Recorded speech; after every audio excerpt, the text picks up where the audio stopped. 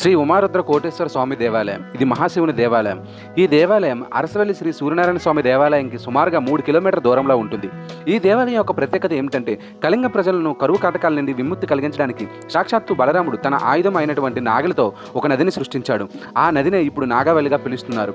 అయితే ఈ నది పరివాహక ప్రాంతాల్లో 5 శివలింగ క్షేత్రాలను బలరాముడు ప్రతిష్ఠించాడు.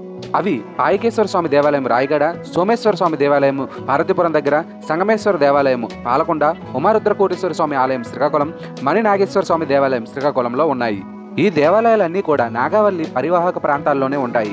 పురాణాల ప్రకారము ఈ ఉమారుద్ర కోటేశ్వర స్వామిని దర్శించుకోవడానికి దేవతలు అందరూ వచ్చారట. అయితే ఇంద్రుడు కూడా ఈ స్వామివారిని దర్శించుకోవడానికి వచ్చారు. కానీ దర్శన సమయం కాకపోవడంతో ద్వారపాలకులైనటువంటి నంది అడ్డగించాడు. అయితే ఇంద్రుడికి కోపం రావడంతో ఇద్దరి ఘర్షణ జరిగింది. ఈ ఘర్షణలో నంది తన కొమ్ములతో ఇంద్రుడిని విసరగా అతను పడ్డ చోట ఇప్పుడు ఇంద్ర పుష్కరిణిగా మారింది. అదే ఇప్పుడు ప్రస్తుత అరసవల్లి క్షేత్రంలో ఉన్న ఇంద్ర పుష్కరిణి. ఫ్రెండ్స్, ఈ వీడియో మీకు నచ్చినట్లయితే లైక్ చేయండి, షేర్ చేయండి.